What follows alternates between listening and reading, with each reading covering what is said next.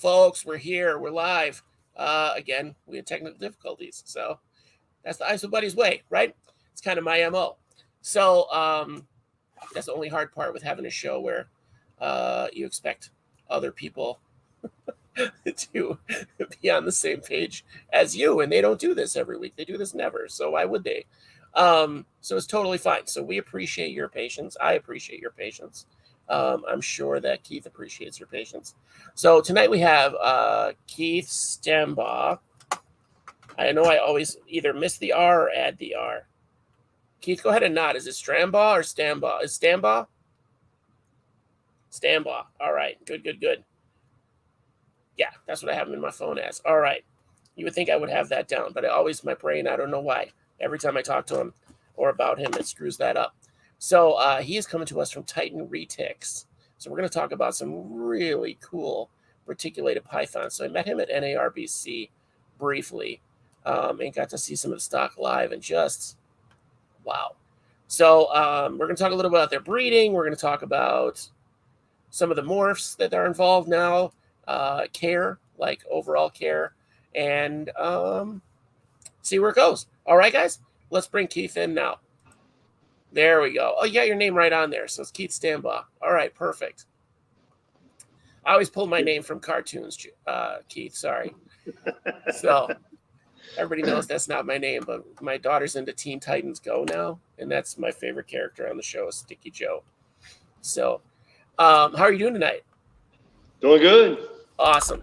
Again, I understand. I totally understand the technical difficulties issue because, you know, you don't do this once a week. So I totally understand. So where are you located? You are not in Illinois, obviously. No, I'm about 25 minutes out of Cincinnati. I'm in northern Kentucky, a little town called Verona, Kentucky. Okay. Okay. Sorry. My answer loose again, apparently. So out of Kentucky, so that's got to give you some good, well, I think we talked about it, some decent weather for having pythons where you don't have to have all kinds of heat going on or temperature control. Like it's kind of a good area for that some of the year at least, right?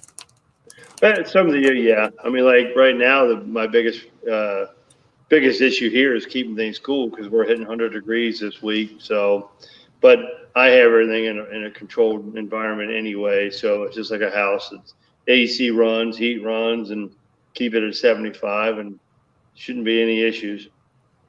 So 75 is about it. Come on, man. Sorry. If you need any feeder cats, let me know. This guy, he scared the hell out of me just now. And usually he lets me know he's coming. He loves being part of the show every Tuesday. So how long have you been breeding reticulated pythons? Actually, reticulated pythons probably about 15 years now.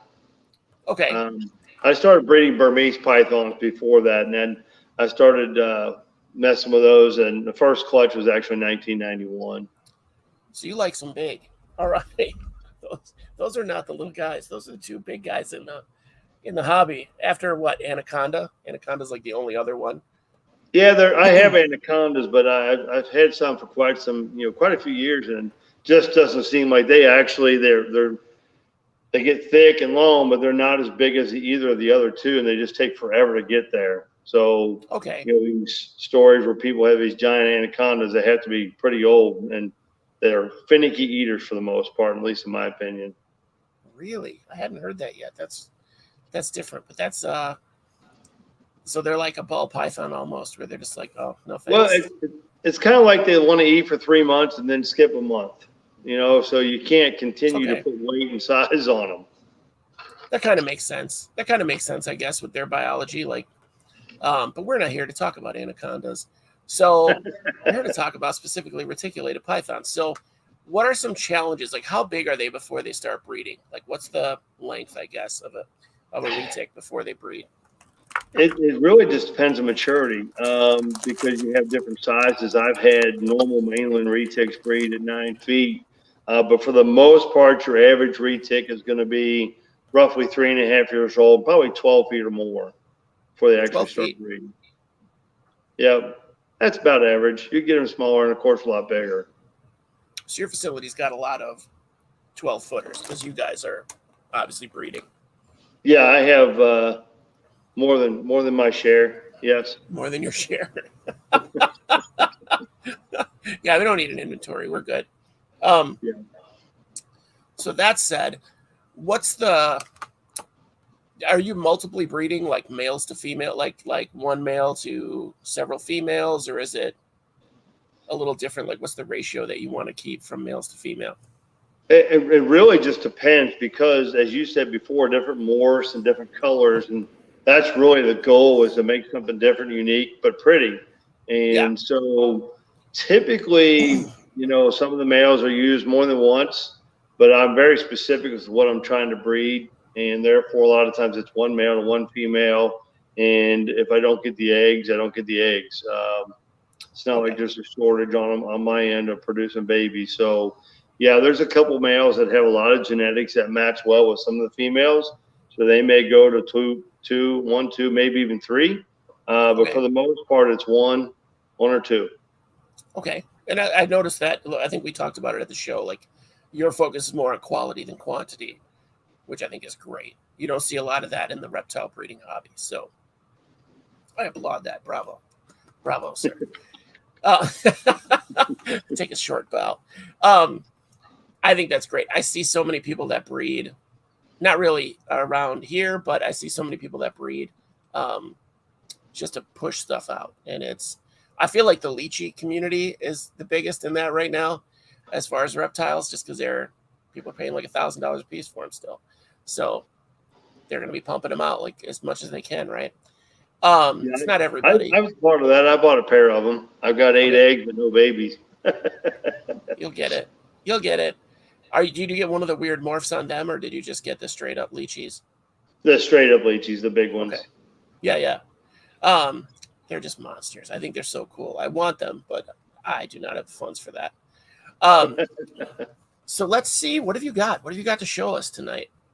Well, I brought up a couple of different things because, like I said, I do patterns and colors, and every one of these here that I got right here, probably a lot of people like to claim they have world's first and all that stuff, and I'd say 4 out of these 5 probably are.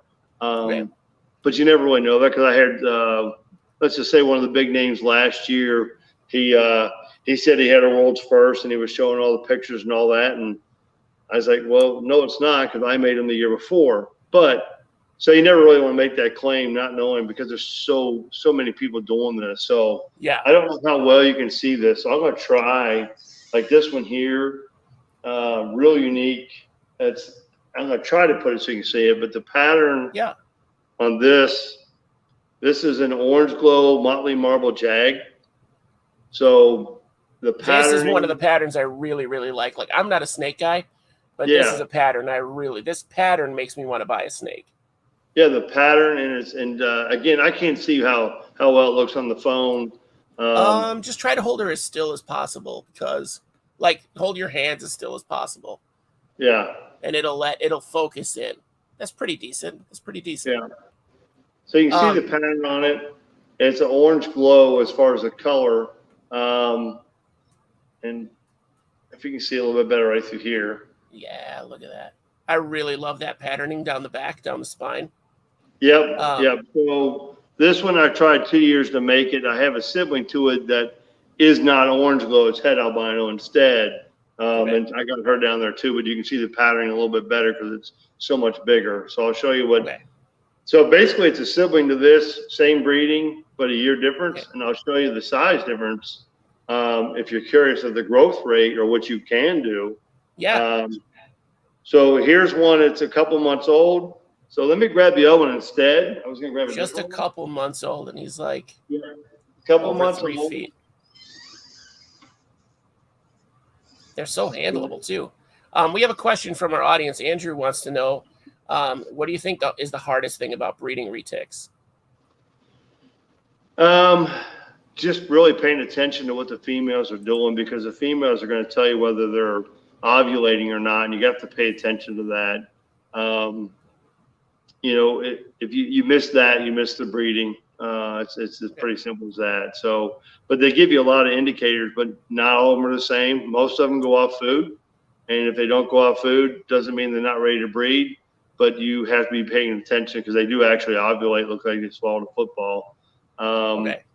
And really the biggest thing too, you got to keep them in really good health because as you know, when they go to breed, like so many of these other pythons that everybody else breeds, then they're going to go 3-4 months without food while they're getting ready to lay the eggs. And then typically they don't, in the wild even, you wouldn't eat anything for another 90 days to after the hatch. But here we have that privilege to get them out, get the eggs away from them, and hopefully get them back on food within 2 to 3 weeks after they lay them. I think it's cool that they're one of the snakes that sticks around their eggs and kind of hangs out to protect them. Real quick, people are loving your dog. Is that a corgi behind you? Or she was behind you, maybe? Yeah, that's Charlie the corgi. All of a sudden, we had like 10 comments about the dog. Like, is that a corgi? I want to pet the dog. Yeah, Charlie, come here. Oh, here she is. Come here. Yeah, we got Charlie. Come here, Charlie. Come here. Come here. Yeah. That's Charlie. Oh, look at that little chunk. That's my corgi. I love those guys. They're just barrels with legs. Yeah. And then we have Piper the pug. Nice. That's one of my favorite dogs. I was a vet tech for like 8 years, and that's one of my favorites. Widget, you're going to have to go away, man. We don't want to talk to you tonight. We'll do an episode on cats, I promise, but not tonight. I got to get my spray bottle up here and just be like, get out. So I was telling you, you can see the size difference. This is a sibling that's a year older. Oh, wow. So, and you can get them a lot bigger, a lot faster, but Sure. This is the same thing. Of course, the patterning's a little bit different, but it's the same thing. It's a Motley Marble Jag, minus the orange glow, but it's head albino instead. So It took 2 years to make that one. So last year I didn't hit the animal I wanted. This last year I missed it. So this year I hit it. It's a female, but I still made one. So I don't know if you can see that well. I like that striping from the markings down her spine. She's kind of got that striping that goes to the belly or reversed. Mm-hmm. Yeah. That's really cool. I just love that pattern and that color. She's almost like a cinnamon color. Yeah, she is. She's more silver and green, and with some tans in there, versus the other one being the sibling, being orange. So this is really cool. So, but I had to keep this one since it's the only one I made last year. I just didn't make it an orange glow. It's great to have those pictures up on your website and everything, though, because then people know you're the real deal. Now, she's just running around loose during the show? No. Oh, okay. I thought you said you had one just kind of running around. I have her in a tub next to me. I wouldn't do that with those two little dogs around just in case they all decide not to get along. Yeah, that could be dangerous quick. Yeah. That's a vet visit. Those pythons, their teeth are not a joke. Well, and my wife wouldn't be real happy with that either, so we're not going to let that happen. Happy wife, live dogs, happy family, right? Yeah. I'd be mad at you to let one of those dogs get chomped on. I was like, he's got a big snake on the floor, he said, and he's got these smallish dogs running around. I didn't see the pug, but I was like, I wonder if that's an issue. All right, good. Responsible dog keeping. So you said something, you miss a breed. How often do they breed a year? How often do they go into season, I guess? Typically they breed every year, but for the most part, I'm lucky if I get them to breed 2 out of 3 years, which that's perfectly okay because that gives them a year off. A lot of people like to do that anyways. So less stress on the animals, yeah. Yeah, for the most part, I get 2 years and they kind of do it on their own anyways. I usually don't get the 3rd year, so it's hit or miss, but usually 2 in a row. Then they'll skip a year, or you'll skip a year, whichever one, and then you can do it again. So perfect. 1 year. Now I do have some that I've been able to double clutch, and it's really odd. I had one where I got 3 clutches in a 2-year period. So, wow. Oh yeah, and she laid 40 something eggs, then 55, then 66. So I got like 210 eggs in 2 years. Holy crap. I was going to ask you next, how big is a clutch roughly, but so 40 is not a weird number. What's that? The normal numbers in the 30s, upper 20s, low 30s is normal. So that's a super producer. That snake was responsible for a lot of snakes. Yeah, 210 in 2 years. Unbelievable. That's a lot of process. I've got some questions I'm trying to read here. Do you have any breeding projects you're working on now?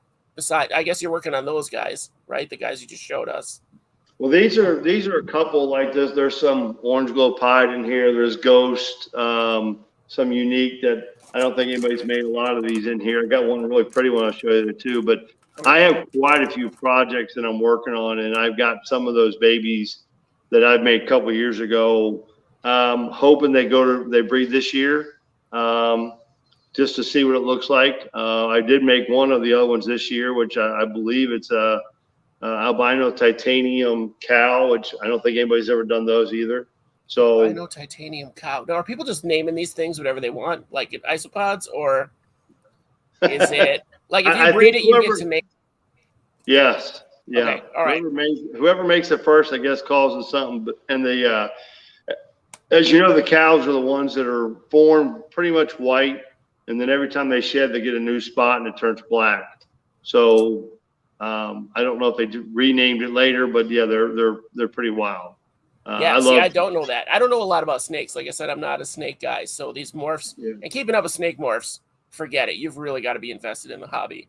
Like I said, I've been doing big snakes for over 40 years. So I'm pretty good with those. Ball pythons, I have some, but there's so many morphs. I have to rely on somebody else to help me with every one of them because I just don't know what I'm looking at yet. I've been reaching out to a ball python breeder that I met at the same show, and he must be really busy because he is not getting back. But I would love to talk to a ball python breeder because, like you said, the amount of, and I think it's because they just breed so fast, right? Like the turnaround on. Yeah, I just know that when I bought my first ones, they go by weight. You got to have a female up to like 2,500, 3,000 grams, and then they're ready to go. So if they're a year, 2 years, whatever it takes to get them there, a good eater can be ready to go in 18 months, I think. So a reticulated Burmese, not so much. They got to be mature, and typically that's about 3.5 years. Okay, and I feel like that's a fair thing to let them wait. It's more stress on the animal to breed them young and all of that. So I think it can just get crazy. Yeah, we're talking about a lot of my fans are isopod keepers, and so we have dairy cow isopods as well. I know you're on the phone. These. What's that? So somebody named one of their, it's a cow. So yeah. These look like bugs that are cows. Like they're white with the black spots. Like there's no other. Yeah. It's the same thing with the reticulated cow, except their spots get bigger as they grow. Now I know there's a guy. I think he was at that NARBC show, and I think this is a reticulated python. I didn't get enough time to ask him. He was showing it off, but it was basically the body of it was pure white, and it had bright yellow and black spots, like speckling almost. Yeah, I think Jay Klotz normally brings his cow to the shows. Is that a cow? Yeah. Okay, because it's huge, right? It's like 12 feet long or something, and you take photos with it. Basically, he says I'll trade a Ferrari for it. So that was a sign I saw. So I was like, that's got to be a hell of a snake. That was a beautiful snake. And you don't want it to go. It's not going to go anywhere. But yeah, it's cow. Okay, all right, that's a cow. Now I know what you're talking about. So I should have got better pictures of it. I have some really crappy pictures of it in its tub. I got a couple of big ones. I'll send you some pictures. All right, cool. What have we got next? What have we got next to see? Well, we brought up an orange glow, and then this one here is one of my favorites that I made this year. I don't think these are out there yet. Okay. And Ghost is its own albino. So there's amel, there's lavenders, whites, purples, Ghost, and in orange glow and machino, and all these different varieties, and some mix together and some don't. And Ghost is its own thing. You can't mix it with another albino to get albino. So like you can put amel and blonde together, and they just found that out. And Samson Pruitt did. He called it Rhapsody. But a lot of times you can't mix albinos together. So this one here is a marble tiger sun. It might have platinum in it too, but it's Ghost. and I don't think anybody's made these yet. So the color, which I'm sure you can't tell what it looks like. I know he's very mobile. Huh? He's very mobile. It's hard for Yeah. it's hard for me to see. You're gonna try to hold him still. Oh yeah. So you may have seen the show not too long ago with Ben Rennick's Ghost, and so this stems from that. Okay. He had Rennick's Ghost. I guess he discovered that line of albinos, and he called it Ghost. And so this would be a Rennick's Ghost, and then I added Marble, Tiger, Sun, and Platinum to it. So it's got a lot of different genetics, and it doesn't want to sit still. But yeah, he's like, I'm free. Yeah, he's just going to keep on going. Oh, but look at that. Okay, right there. Right here? Yeah, we had it. Like, watching that move, that pattern move as he moves is just kind of mesmerizing. Yeah, so this one here is probably one of the prettier ones that I think I've made this year. So I only made one. I wish it was a male, but it's a female, but she's not going to go anywhere anyway, so I'll just have to raise her up. Okay. Yeah, because this is your next project, right? This is part of your next project. It'll be one of those so that I can raise her up, and by the time she's ready to breed, I'll have a male with even more genetics and go from there. So now, out of the 30 that you get, like, say you get 30 from a clutch that she was from, how many can you almost expect to be something special or something that's already in a line that you know is a solid line? This one had 28. Because it was het ghost to het ghost, there was only 4 ghosts. And I only hit one like this. So obviously, since you can raise a female up and make her a visual ghost, then you can obviously double your odds of making what you want to make. It's kind of like anything else. You know, you have your genetics, you have your het, and then you can make your, go from there and make the next level without using hets and get rid of that posset stuff. So, and Marble's a codom, Platinum's a codom, Sun's a codom, Tiger's a codom. So all those other traits, those are actually pretty simple to make because you're going to get some of those with half the breeding. Now, one of the other questions I had is I've been talking to Andrew, who asked the question earlier. He breeds leopard geckos and sends me pictures all the time. And the babies look nothing like they're going to look like as an adult. Like, he knows what they're going to look like because he's a breeder. He's been doing it for years. But he sends me these pictures, and I think they're gorgeous. And then he's like, these are their parents. And it's like, what? That's totally a different lizard. Like, what are you talking about? So now these guys, to get back to my point, these guys, the reticulated pythons, like when they come out of the egg, you're basically seeing the adult coloration on the snake, or is that not the case? No, it's pretty much the case. The only one that's going to change a ton, as you mentioned before, is the cow, because it starts off white or yellow. You have to have golden child in it to make it white, but then it changes spots every shed. Where this, all I do, the patterning will get bigger as it grows. It won't change color. It doesn't change the pattern. Some could. That's what calico does, and you can't really breed for that. That's kind of luck. So no, they don't change.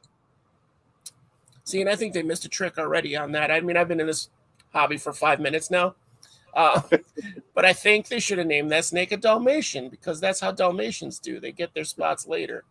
But so there you go. Who am I? I have a reputation for naming stuff that people wouldn't normally name things or didn't name things, I guess. Yeah, maybe the guy who owned it lived on a farm. Yeah, doesn't sound like he's too bright. No, I'm kidding. I don't know the guy. You probably know the guy personally. Because the people that are in the hobby all know each other, right? All the serious breeders know each other. For the most part, I think so, yeah. Now, do you guys do any trades back and forth when you're doing stuff, like where you know the genetics are?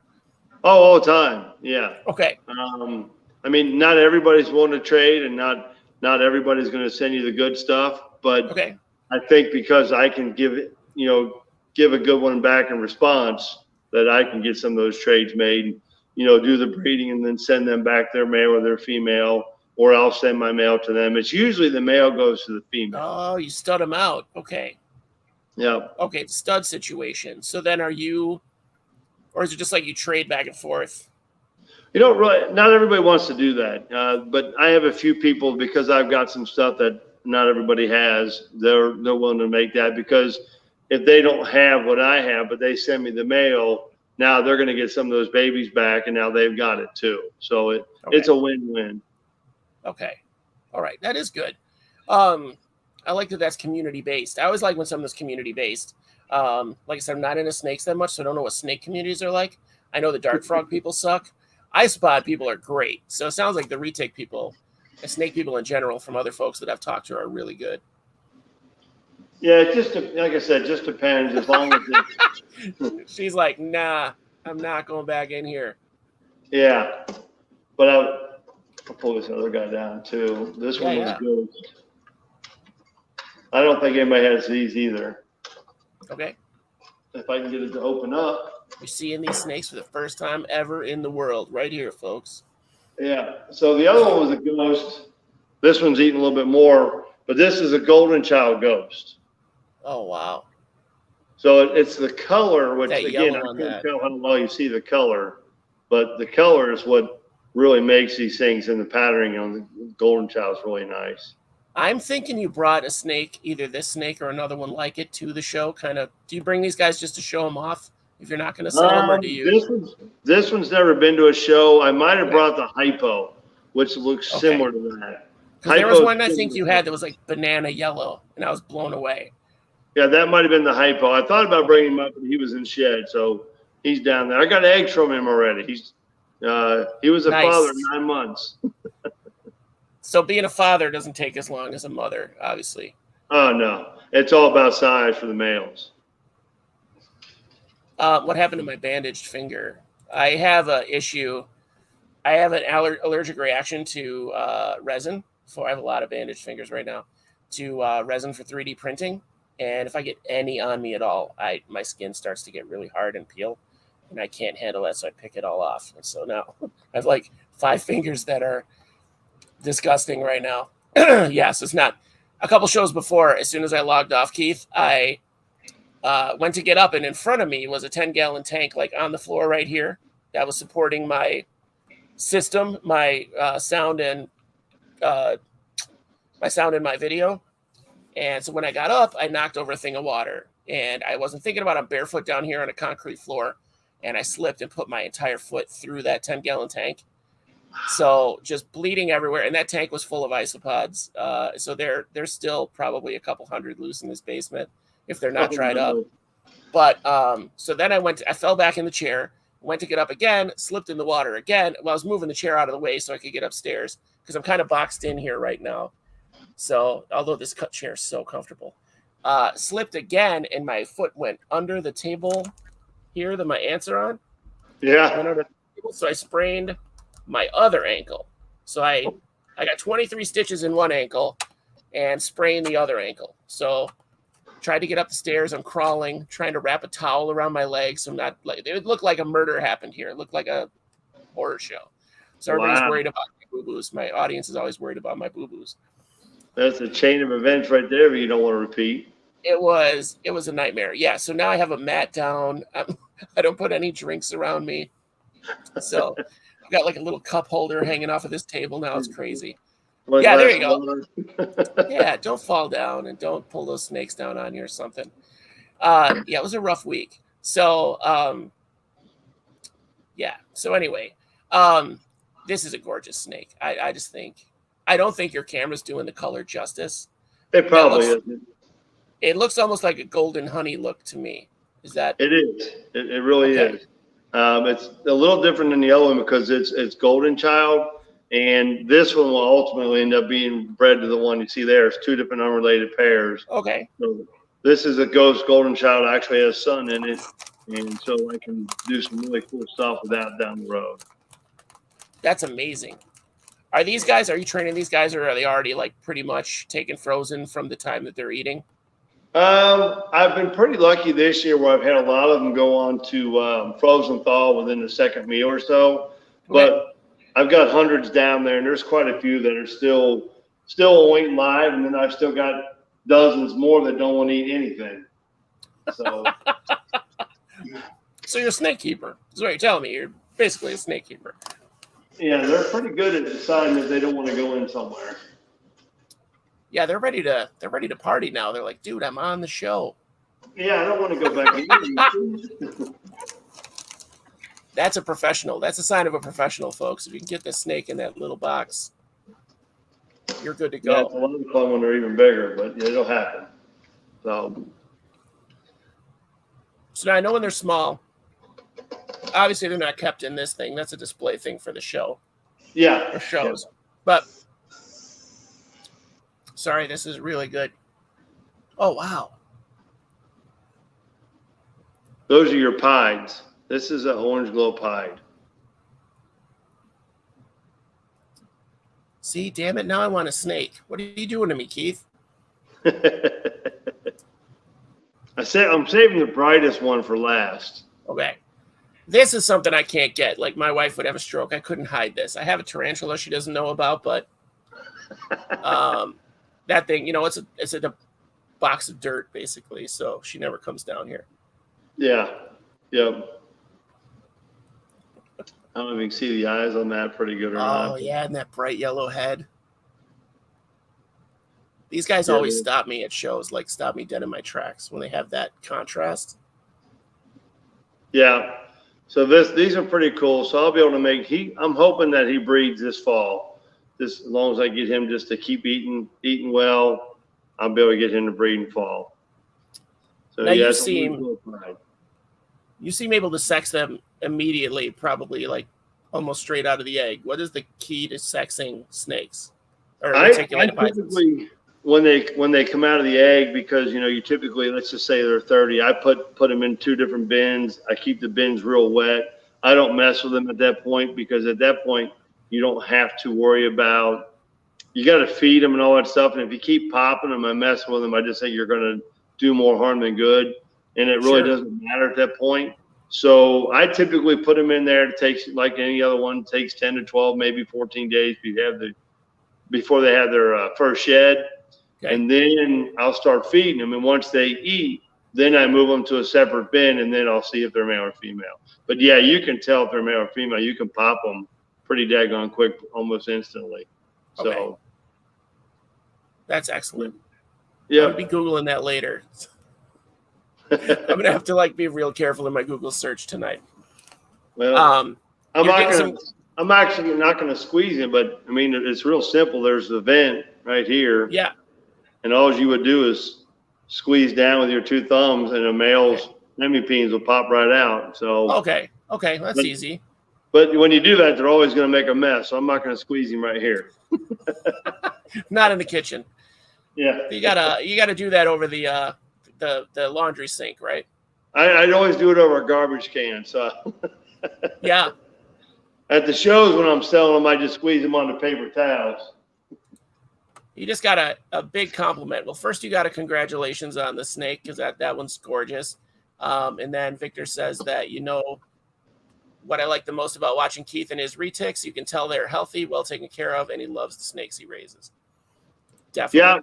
Yeah, I appreciate that. Thank you. I'm not one of those individuals who can even let a normal say, well, don't worry about it, it's not eating it. No, I'll force feed it, and I'll find it at home sooner or later. Okay. So got so many down there. That's one of my wife's pet peeves is when I go down there and say, well, I'm only going to feed 6 animals. And she'll be like, well, what took you 2 hours? Oh, I didn't tell her I had to force feed every one of them. So what's that like, force feeding a snake? Like, I know with mammals and such, you can use the pipette or whatever, but, or like a syringe, but, with a snake, I could just see you cramming it down their throat kind of. Well, you kind of do. There's a lot of ways to do it. People do those little pinky mouse thing where they put it in there and they squeeze it down his throat. But that typically doesn't really get it, in my opinion, doesn't get it eating it too well. So I'll use a rat tail the first couple of times, because that's real simple and they don't fight you too hard, because you can just, maybe 1 inch, 2 inch of the rat tail and slide it down their throat and just leave them alone for a few minutes and they'll swallow it. But sooner or later, you got to start force feeding, rat pinks, or not, something that's got some substance to it. And those are a little bit more tricky, because some of them prefer not to eat, and they'll fight you hard. Yeah. And so I actually made videos of that not too long ago, where I would show what techniques I used and some of the things that can go right and go wrong. So it's a lot of fun. Not. Yeah, no, I feel like that would be so stressful, even when you're doing it. It's stressful as on much them. as you do it. and it ticks you off when it happens because you get it down and you think they're good, and then they spit it up and you got to do it again. That's what I was just gonna say. Like, I know that snakes, when they get stressed, they vomit up their last meal. So that's got to be stressful for them. So I imagine that happens probably a quarter of the time, probably.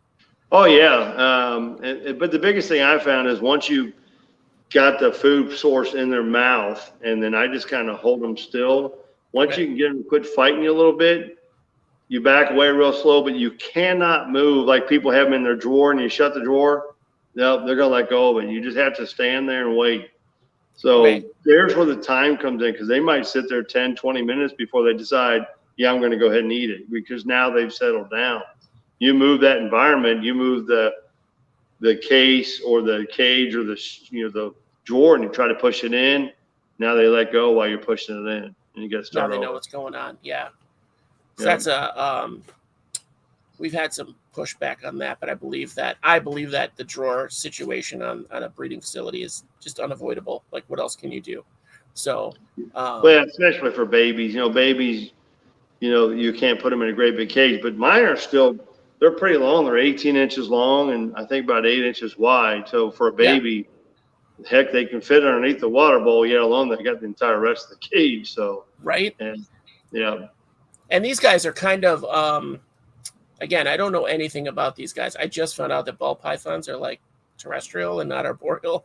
So these guys are terrestrial, but like in kind of a swampy, marshy areas, right? Like, I wouldn't say they're necessarily marshy areas, because these guys are climbing too. They're all over the place. So yeah, they'll if you give them something to go up, they'll go straight up it, and they're really good climbers too. So they do what it takes to get a meal. Yeah. Yep. I have a couple of trees that that are standalone, and they can be pulled over to pull stuff off. But it's pretty amazing to watch them climb, how they loop their tails and just keep going up, and they go shoot right up it. That's awesome. Yep. Wait, you let them climb your trees in your backyard, or in your yard? Yeah, there's a couple short ones. They're only maybe 7-8 feet, and they're real flexible, so you can just pull them over and take them off.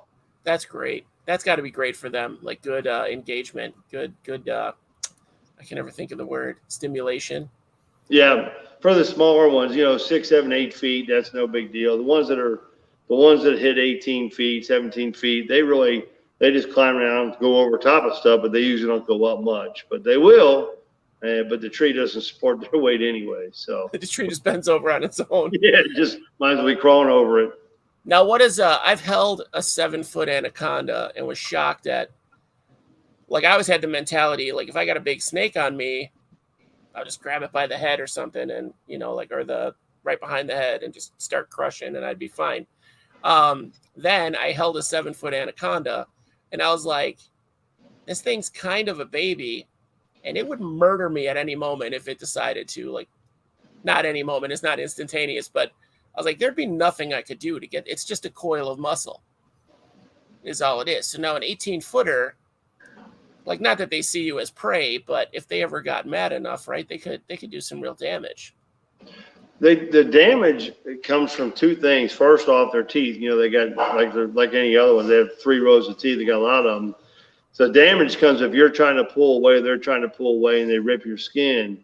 The harm comes from freaking out and not getting the animal off you, because they can suffocate. And that's where I think a lot of people who've unfortunately lost, had some real major issues, is because you try to pull those off. And for an animal that doesn't really exercise, they're all muscle. Yeah. But technically, they're easy to pull off as long as you start with the tail. Okay, that's the key. You can't start anywhere else. You have to start with the tail and just unwind them. Okay. And a little fun trick: if you get bit, you bite their tail like you're chewing on a corn on the cob or biting corn on the cob, and they'll let go. I literally had 6 ears of sweet corn today for dinner. That was my dinner tonight. Yeah. So you bite their tail like you're eating an ear of corn, and then they let go if they've bit you or even a friend. Now I know. I've been training for this my whole life. Bring on that snake. Bring on that snake. No, I've seen their teeth. I've seen pictures of people that like pull their stuff back. I think Christy's computer keeps trying to log in to the stream. I'm just going to let it. I kicked it out twice already. I'm like, who is this? So yeah, so bite the snake, guys. You heard that. If you need to get away from a big constrictor, just give it a good chomp. You got to bite the tail, though. You got to bite the tail. All right, so find the tail, bite the tail. Hopefully it's close to your face. Yeah, hopefully. Get it down there. Just bite that tail or pinch the crap out of it. He's biting you already. Don't be kind about it. Right. Yeah, I saw pictures and videos of their teeth with their like the handlers like pulling the lip back, and that's no joke. Like that bite alone is savage. Yeah. Yeah. So what was the question? I had a question for you. So an 18-footer, like what does that come in at weight-wise?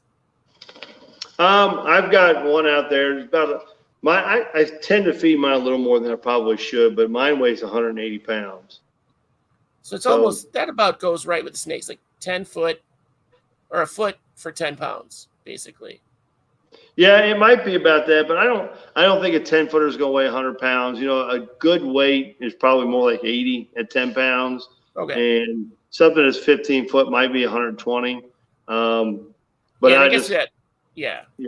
Those they got to be healthy. You make them too fat, and then they're not healthy. Like I did with that girl. I'll admit she was too fat, and she was lazy, wasn't a good breeder. She was my favorite, but she wasn't a good breeder. Spoiled her. Yeah. You spoiled her.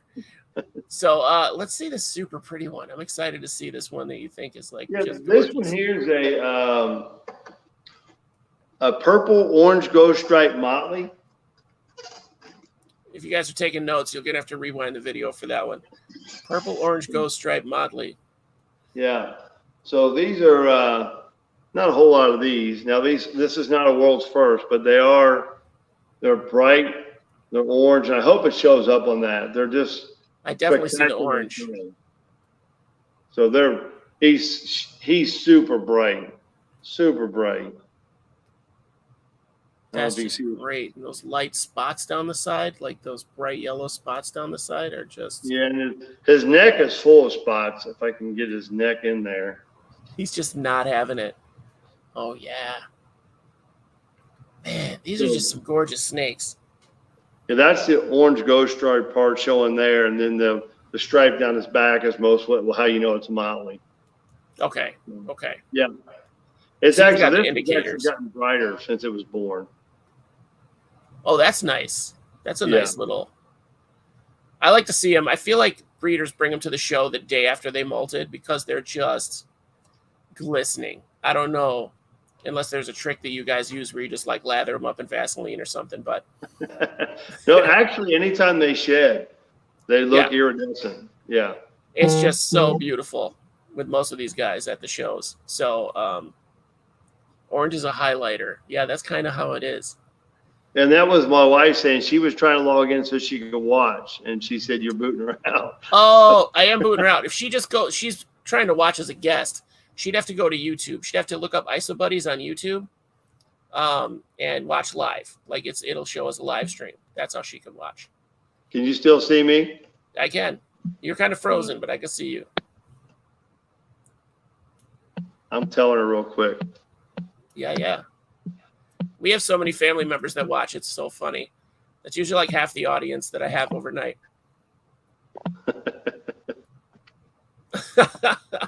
One of my viewers wants to order that snake in a super dwarf, please. Well, that's not readily available just yet. But now I've been seeing that too. Like, how big does a super dwarf get? What qualifies it as a super dwarf? Well, they typically go by percentage. Super dwarf is considered anything that's 50% or more. Okay. And I've got super dwarf stuff, but typically the really small ones are localities. Like they talk about Karampas or. Oh, now I lost you. I don't know if you can still hear me. Your video was frozen for a while, and now I can't hear you. Guys, I think I need to get a snake. Holy shit. I need one that's 18 feet long.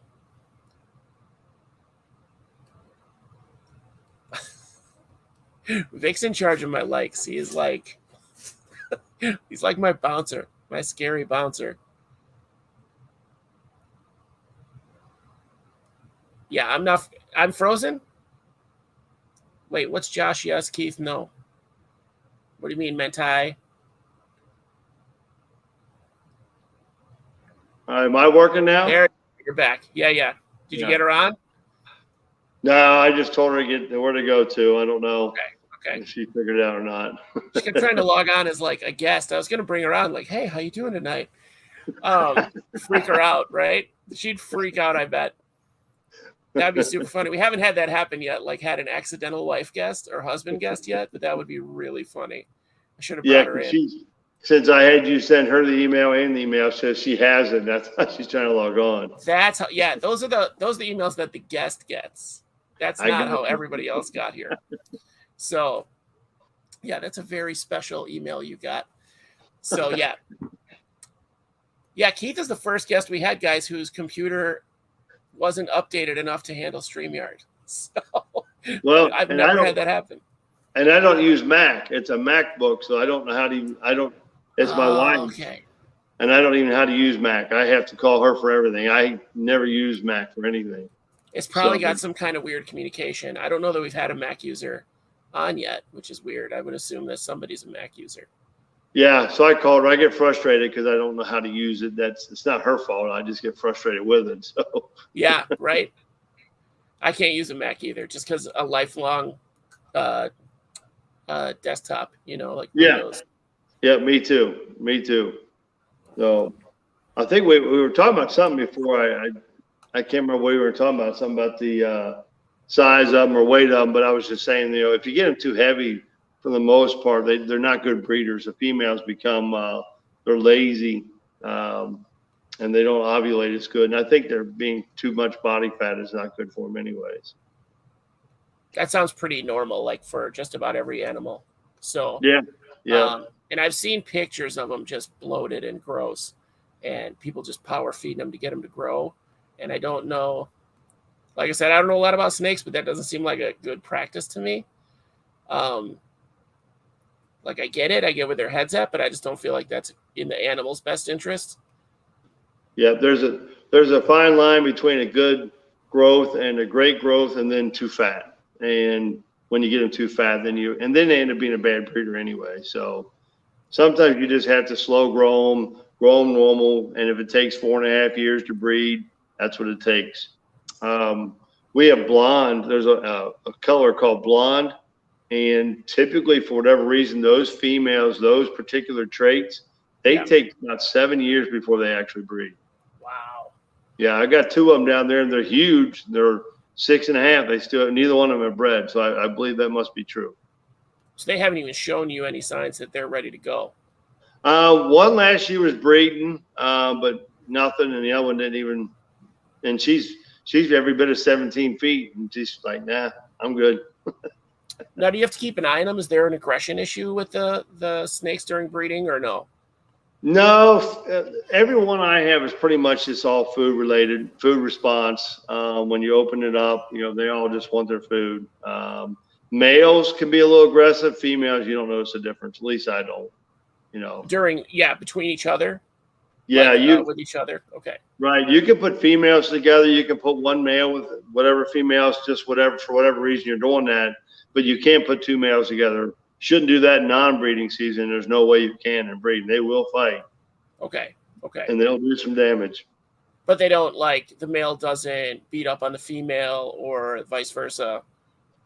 Typically, no. But now some males will bite them. Some males will bite the females to try to get them to react and breed with them.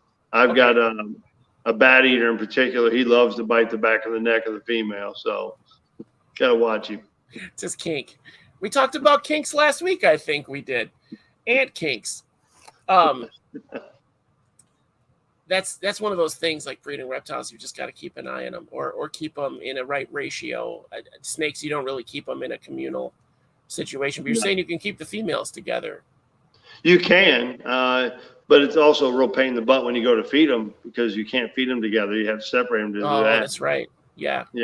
So if you've got them housed together for whatever reason, that's all good and fine until you go to feed them. You got to take one out and feed them. And even then, when you put them back together, if one of them, feels like or senses that animal prey in the other one's face, I mean, they could bite each other right in the face. So So not a good idea. It's still a hazard. Yeah. Yeah. So There's not too many. babies, a lot of times I'll have 2, 3 in a bin till I get them separated out. But once they get above like this size here, none of these are in bins together. And how old is this guy here? Well, this one is, I believe this is last year because he was a slow grower. He didn't want to eat. So this is probably almost 10 months old. Oh, wow. Okay. So he's pretty young still.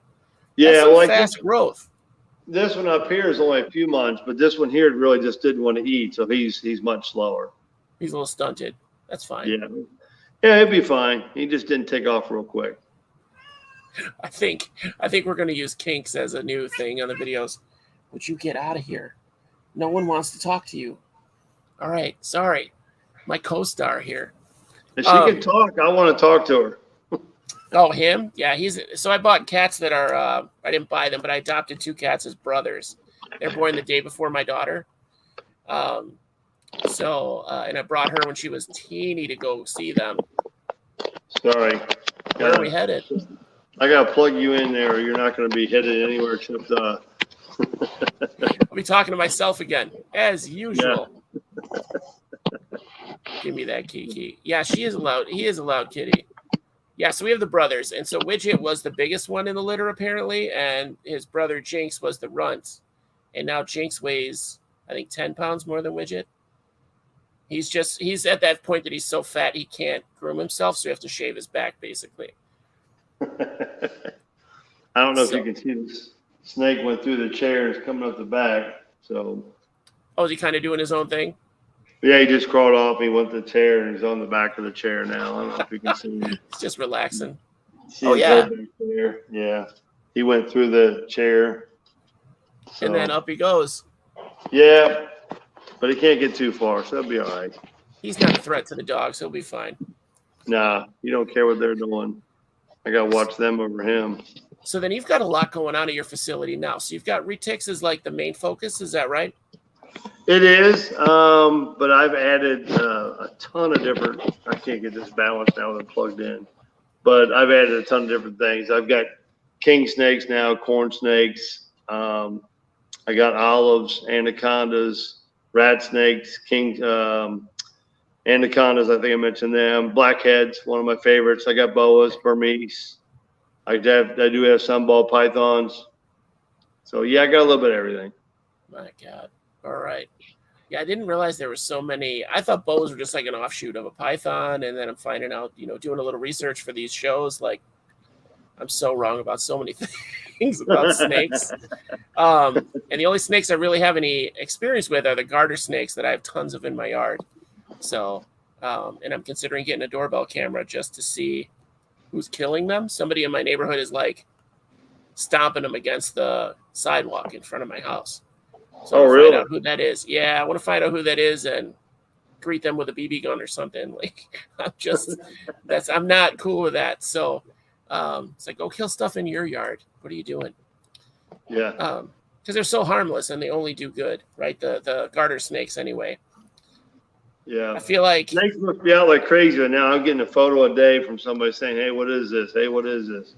And the first thing I say is, don't kill it. And then I'll tell you what it is. So. Did it kill you yet? No, then leave it alone. What's the matter with you? Yeah. What it boils down to, just leave it alone. The ones we have here, they climb up in my bush. Now we have a bush in the front, and they get their sun there. And you can go out in the morning and just pick one off the bush. Like, they don't even really try to get away. Oh, wow. Right, come on, dude. Come on. Come on. Come on. Now you don't want to come up? All right, let's see. That sounds like you. No. Come on. Oh, I thought it was the snake getting away or something. All right. No, I'm just still trying to balance this since I had to plug it in or nobody would be listening to me for anything. We have so many people that are like, oh, the show's going great. Oh, my phone's going to die. Yeah. 1%. Huh. No, I at least have the charger available because, when you said, hey, switch to the phone, it's like, I better get the charger. Yeah, if it's not working on one thing, we just have to try another. It's hard. It's probably the hardest part of the show is having to expect. I can't really expect the guest to have the right technology. That's why we try to log in early, and you did. You definitely tried. So it just was a real commotion. But it's good. It's good. So now feeding these guys, you've got hundreds of snakes. Do you breed your own feeders? I have a whole setup for rats and mice, which is a whole pain in the ass in itself. But Yeah. I have all that mainly to get these guys started, because that movement and that putting them in there, that's usually what stimulates them to get them going. So, and as soon as I can get them to switch over to frozen thawed, I buy that. I don't make enough to make my own frozen thawed. I buy my rats. I buy everything I can, but I have all the ones here, which are hundreds. There it is. I have hundreds of mice and rats just to get these things started. And it's, yeah, I mean, again, you got a $300 a month food bill just for rats to get these things to eat. Not in today's economy. I feel like I'm going to start breeding my own rats for food here if grocery prices keep going up. Like, come up with some good recipes. Yeah. Oh, what am I taste testing tonight? I didn't get to taste test anything tonight, guys. I've got the Dr. Pepper cotton candy again that I was munching on, and ants apparently. So I have a giant ant farm. That was the thing that I slipped under, and then I gave them an expansion so they can get up here, and occasionally they fall. And I have a satellite nest from escapees that's in this little potted plant. So there's a few hundred in there that run around and do some scavenging in the basement here. So they decided my camera and mic setup is their spot to be in tonight. And my shirt, apparently. Somebody spotted one on my shirt. Well, so your ants, they can roam free, huh? Well, no, I didn't let them. I figured it out. I kind of went scorched earth on them, and I put literally like an inch of cinnamon around the edge of the tank, because they won't cross cinnamon. But I did find out they'll pull it off a grain at a time and make a way to get out there. So, yeah. So they are difficult to keep in an open tank. Once I start getting paid again, I'm going to make a plexiglass lid for this thing, so it's basically sealed. So they'll still be able to get out here to this thing, but they won't. So I'll have an escapee here and there, but not like hundreds. So that's not my favorite thing. But there's like 5,000 in this. Oh, wow. Tank. Yeah. And they're only like, I don't even think they're 2 years old. I don't even think the colony's 2 years old. Yeah, they're bastards. They keep me busy.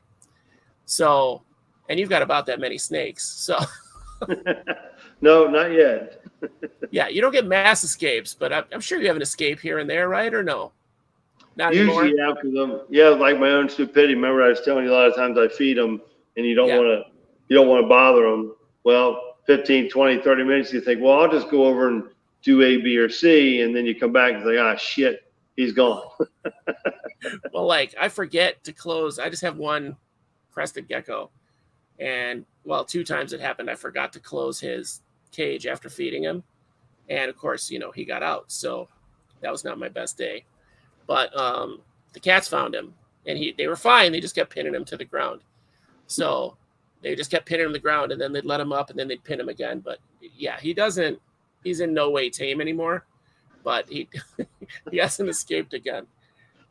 Yeah, a lot of times too with these, the bigger ones especially, you close your cage, you do all that good stuff, but if you don't put a shim or some type of locking device on there, especially when they're in shed and they start pushing, they just happen to go down the glass the right way and they're pushing really hard. They slide it open, next round, they're right on out. So when they're in shed, you really got to make sure that's when it's locked. That's funny. I didn't even think of that. Yeah, because they're looking for something to push against to get that shed off. Yeah. So that's a real common mistake to make there as well. I didn't lock it, so. And that all slows down as they age, right? The shed, how often they shed and everything slows down as they age. It really slows down. It just depends on their feeding. If they're eating real well, they're going to shed. Or if they're sick, they're going to shed. They'll shed for both those two things. I hadn't heard sick. Does that help them get rid of like parasites and stuff then? Yeah. Or if they get like maybe you have one get a cut, whatever, and they got a big gash from whatever. I've had them climb out and get caught on stuff before, and they had a gash, and then they shed. They probably shed once a month when they're doing that to get rid of it. Wow, I didn't realize that would help them Mm-hmm. start to regenerate a bit, because like invertebrates do that, but yeah, I didn't realize the snakes do that to kind of heal themselves. That's genius. And they'll do it pretty quick, and they heal fast. It's amazing what they can recover from. Well, you see stuff all over the place, especially when I see videos or articles about the invasive snakes, the unfortunate invasive snakes. So finding out that a lot of that is from weather events more than dummies letting their stuff go, Yeah. Yeah, those are mistakes that we all pay for. Right? Especially with all the laws that they're trying to pass now, or that are getting passed in certain states, and kind of setting the groundwork for other states to get stupid. Yeah, that's where USR comes in handy, where we can all do ourselves a favor before they ban everything and contribute to USR, but they can continue the fight to salvage what we can and keep the right for everybody to own what we want. Responsible ownership goes a long way. Well, and I mean, people that are irresponsible don't keep these animals for very long. So, like, they wind up almost giving them away, or finding somebody to adopt it, or somebody that can. Unfortunately, like a lot of adoption folks get strapped pretty quick. Because that just gets out of hand so fast. Because then, you hear the stories like, oh, I got the cage with it. And the irresponsible owner doesn't know what the cage is supposed to be. So you're getting a crap cage. You got to get something else right away anyway. Right. Too much. So then, what's the volume like? This is kind of your full-time gig, right? Breeding these reptiles? It wasn't my full-time gig. I retired from UPS after 36 years in December. Okay. This was my nighttime job. So now the only difference is I get to do it during the day and actually get some normal sleep. I can't imagine. Like, I have ice pods. We have to take care of those once a week, basically. So I can't imagine. You had to be on a rotation with hundreds of snakes. Like, this rack is Tuesday night. This rack is Wednesday night.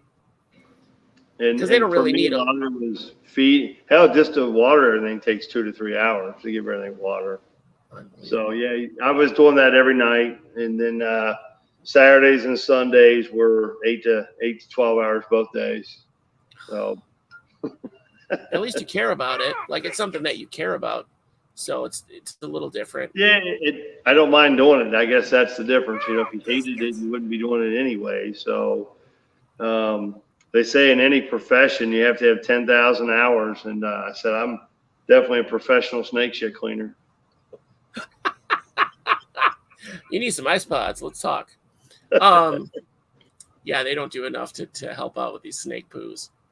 That's one of the worst smells on the planet, I think, personally. It is. Yeah, not good. I don't get a whole lot of happy comments when you come in there and they say, woo. And I think, yep. Sorry, there's a couple hundred snakes and somebody's pissing or shitting every time you turn around, so I can't clean them all that fast. Usually in their water bowl. Yeah. And their urine, even retics, their urine is very strong.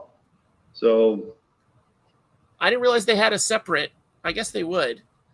I thought it was kind of like birds, like all at once. No, they'll pee a lot too. I mean, obviously when they shit, they'll pee, but they'll pee a lot, and when they pee, it's pretty strong. Not great. Not great. That's like you, bud. That's like you. These guys usually, these cats usually take a dump every episode. So if you go back and watch old ones, you'll see me at least once like, what? Oh, what's going on? Not address it at all. Yeah, I didn't, pretty much all the hobbies, the smell is something you don't think about. Oh, look at him showing off his dog. You see that? Why aren't you cool like this dog? Who's that? Is that you? Who's there? Should we knock? Yeah, they'll bark. What's that? Is that loud enough? Trying to get your dog to freak out. He's looking. He's like, what? What's that? Where's it coming from? What's that? Oh. That's all you need to do. Hey, Yeah. do not get up there. So then the adults, how many adults do you have in your facility now? Adult-wise, I think probably about 60. 60 Yeah. adult retics that are in your like breeding colony or breeding stock. I guess colony is not the right word. Yeah. No. How do you keep 60 adult retics? Like, what kind of a setup? I'm picturing those big, like where there's glass in the front, the sliding doors in the front. Yeah, you have the Visions, the APs, the Freedom Breeders, all those different types. I try to have like 8 animal plastic cages on one. They're all 8-footers. Another wall has 6-footers. Down the middle, I have 6-footers and 8-footers. And for my giant snakes, I have homemade cages that are 4 foot by 8 foot. So, yeah, it's pretty full. And you usually, you can go with the 8-foot cages, you can go 4 foot high. After that, it's too high to work on. So, and my room's only 9 foot tall. So mine are all in stacks of 4, unless they're the shorter, like a 4 foot cages are in stacks of 5. So. Wow. And obviously your animals are doing great. So that's not an issue at all. So no, I sometimes think it's an issue for me, but they're okay. Well, when you're dealing with that kind of volume, like that's a little self-imposed, my friend. I mean, you can downsize to like one type.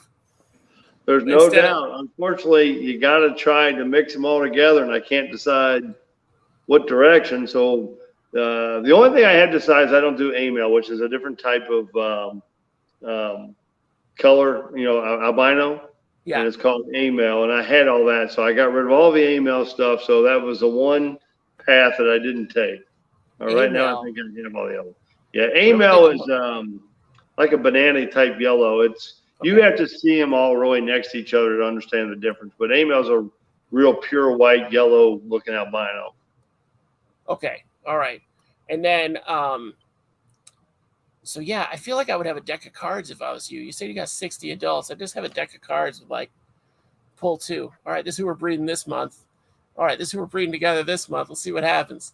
Well, the problem when you have all the adults too is a lot of times those you have your codominant traits, but you'll have so many recessive traits that if you want to make pied, that's a recessive trait. So you have to make sure that the male is either visual or het pied, to get some of the stuff you want. So you really got to be careful to make sure you don't put in the wrong ones, because then you end up with possible quad hets, which really means nothing. I don't like. It's basically a wild type almost after that point, right? Yeah, then then it's a potluck, and then you never know what you're going to get. And I prefer not to do that. Yeah, and then selling them to somebody, you've got to like release that information basically. If somebody wants that pedigree.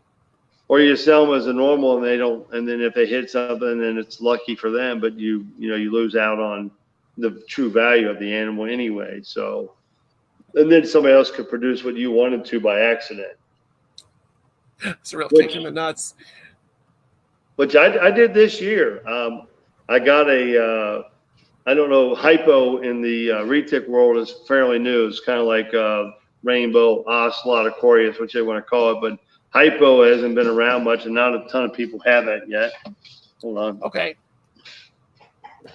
And the female Parthode, and so she was supposed to be a platinum, had hypo. Turns out she was hypo. She's had hypo, had albino, had genetic stripe. And I only found that out because she Parthode, which means that she laid eggs that had nothing to do with the male. I didn't realize retics could do that. It's like Jurassic Park. You've seen Jurassic Park where they say, that is totally Jurassic Park. We Park. created all the females, so how do we have eggs? It's called parthenogenesis. So it does. There's so many. I feel like almost every reptile could do that. I've seen it in almost every species of reptile. Like they've just geckos or every big family. I've never heard of it in crocodiles or alligators, but I'm sure it happens. It's happened in every other reptile. Yeah. So, so, I got real lucky and found out, well, the female's not just had the one, she's had for 3 different things. So that makes her next breeding process a little bit more interesting. So now would her babies then be able to produce partho as well? Well, what happens then that her babies, when you partho, you either are or are not your visual. So when you partho, you double your genetic. So platinum to platinum makes ultra ivory. So when she gave those babies, there's double platinum, or there's double albino, or there's double genetic stripe, or there's double hypo. So she has to give two of it. So you can't say they're het. They either are or are not that actual genetic. But the babies she had the year before would all be possible het albino, possible het genetic stripe. That is so crazy. That is so crazy. It's a little bit complicated, but since I've seen it twice, it's fairly simple to understand. It's just weird that it does happen. Yeah, I would think, I don't know why my brain can't process it for a species that big to just produce babies like that. It's almost scary. Like you're saying, like Jurassic Park, like you don't want that in something that's that big. Well, go ahead. I was gonna say, well, when that happens too, the babies, for the most part, you might get 1 of 10, maybe 1 of 15 to survive, and that's in captivity. And in the wild, you might get 1 out of the entire clutch. The first time I had one partho, she literally had, I think, 20-something eggs and 1 made it, and some literally had their eyeballs falling out.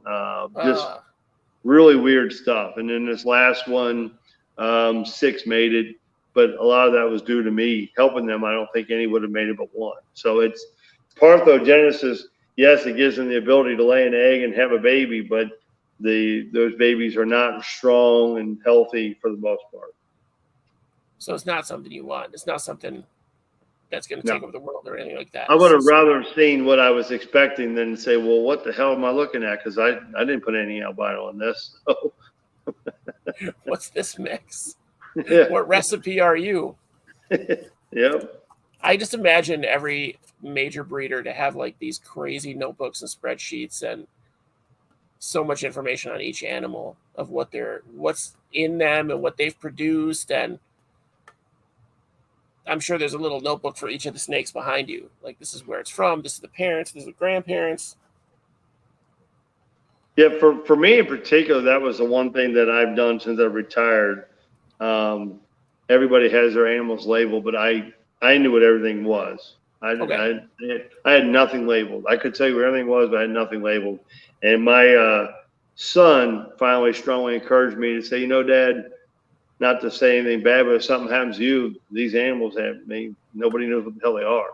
So now every cage is labeled appropriately. So if you walked in there and you wanted to pick one out or steal one, it's labeled so you know what you're getting. I do want a retic now. No. No.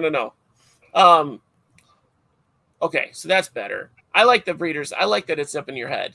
I respect the heck out of that because it's just like, okay, this is Sheila. She's got this, and this. She's previously been bred to these guys. Now, so they don't. Go ahead. I was going to say now, like as far as breeding, as soon as I get eggs, I put a piece of tape on there and I'm writing everything down on it. And then at the end of the season, I keep all that. So I know who bred what, how many eggs, how many were good, how many were bad. I have all that. I keep a whole wall of that. That's okay. I see that. I can see just like reams and reams of paper because you're talking about, you said 210 eggs out of 2 years from one snake. That's crazy. Yeah. Like gecko breeders don't get that. No. So what was I going to ask you? You were talking about keeping notes. I don't remember. It's fine. I lose more questions that come up organically because I want to hear what you have to say about the next thing. Somebody was saying that they verified parthenogenesis in condors, in a condor species, which I think is crazy.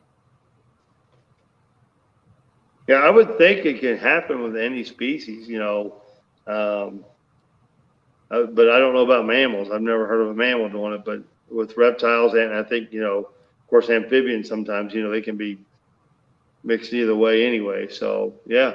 Yeah, or amphibians just switch gender They just Yeah, decide, that's when they can be a male or female. And say, oh, I got this. I don't need you. oh, there's not enough ladies. I guess I'll be a lady. That's a weird choice to have to make, but for the good of the But they can species. do it. So now, do you have any advice for people that are maybe starting out, like some couple of pro tips, I guess? Well, I guess depending on what animal you're going for, but if you're actually looking to get into a reticulated python, I get asked this a lot at the shows. I was vending the last weekend, and most common thing they ask is, well, I'd like to get a retic, but I don't want to make it 17, 18 foot. I said, well, you don't have to. Typically, for anything I have, males are always smaller than the females, but that's kind of by design. You can make a male real big, but the biggest thing I tell anybody is that most of my males, none of them are bigger than anything bigger than a 4-foot cage anyways, because I don't need a giant male. Keep them healthy. Don't feed them too much. My big males get a rat every 2 weeks thereabouts. And, Okay. you know, unless you want to go crazy. So if you want to do a retic, I say, well, keep it smaller by keeping it healthy without feeding it too much food. You know, you don't have to pound a great big rabbit into those little guys. Well, But and pythons and those guys, they do really well on they've got such a slow metabolism. I feel like they do really well on smaller, like less eating over a long period of time. And they don't need as much food as everybody thinks they do. And that's where people make the mistake and just say, well, I just kept feeding and look how big it is. So, you know, they'll grow fast. And for me personally, like these are males I need to breed. They get a little bit more food than the other ones. And they're twice the size of their siblings because I want these to be, to grow faster. So get them into production. I get a male up to about 5.5, 6 feet, and then I'll slow it down. And then 6, 7-year-old males, and they're only maybe 8 foot, which isn't very big, which is, they're not that big around, not like a female. Right. Because they're going to get, so that was a question I was going to ask earlier, is the females definitely get bigger than the males then?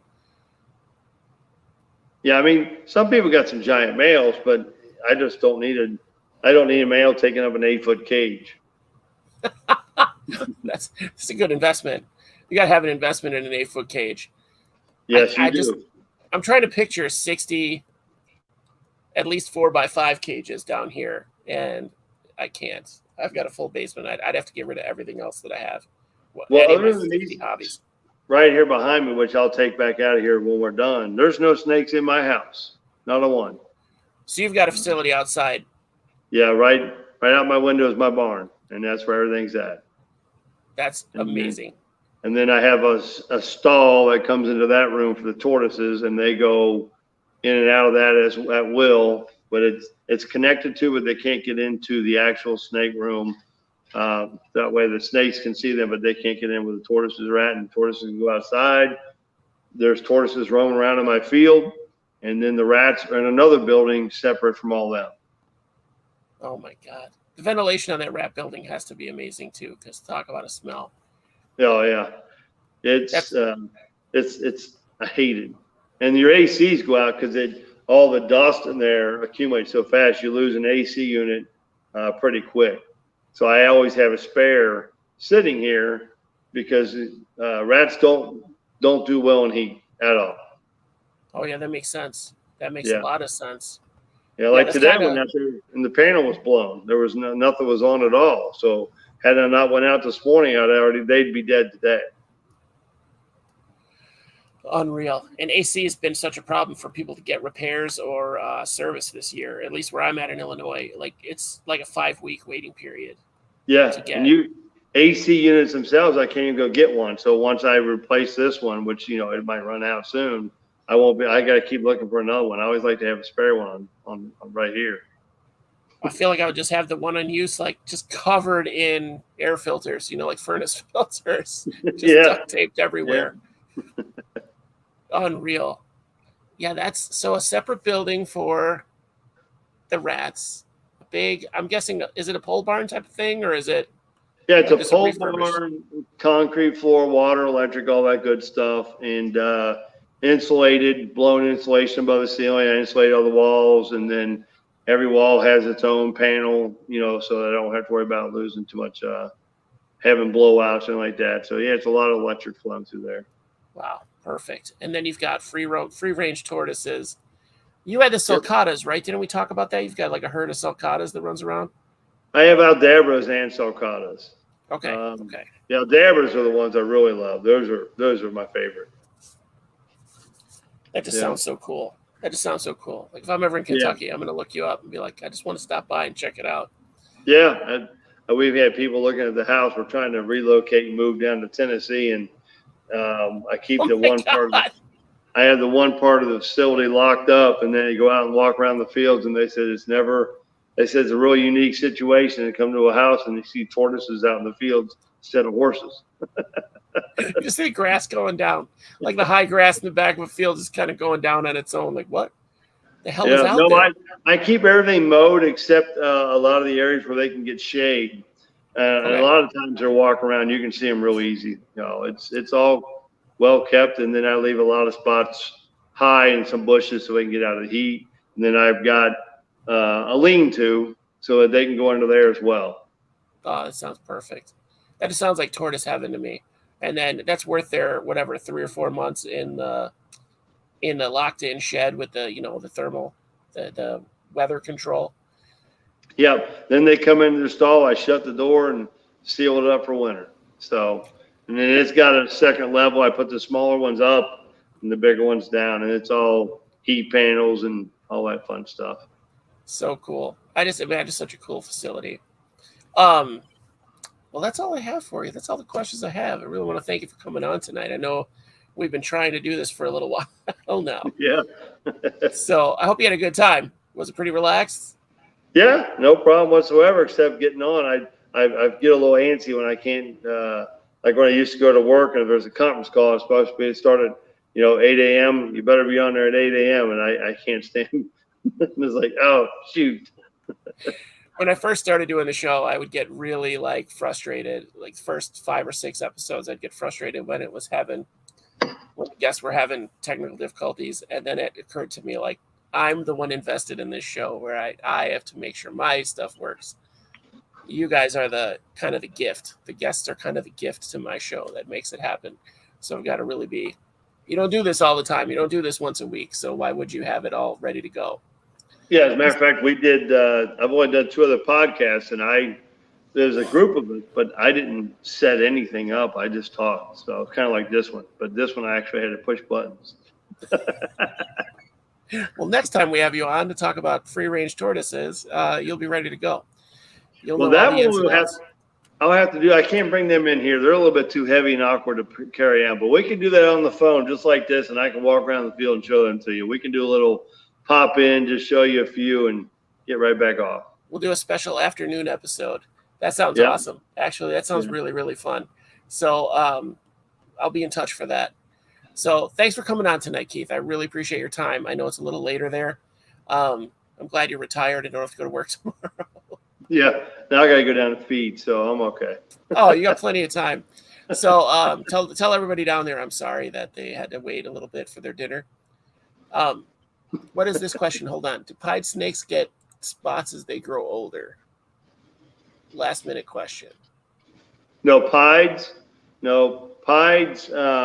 They're born with their coloration / pattern, which can be high white, low white. But no, they don't. They generally don't change. Okay. So that's just basically these cows that change. Right. Okay. And then a cow is it's a phantom head orange ghost stripe, but if it's a GC cow, they're really bone white and really prominent pattern, or the black and white spots you can really see them.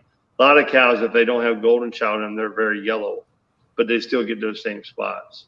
So that's the one. Honestly, that one that I saw that you're talking about, the bone white with the really prominent black and yellow spots, that's the prettiest snake I've ever seen in my life. Like, that was gorgeous. Yeah, it's called a golden child cow, which is what I have. It's a difference between a cow.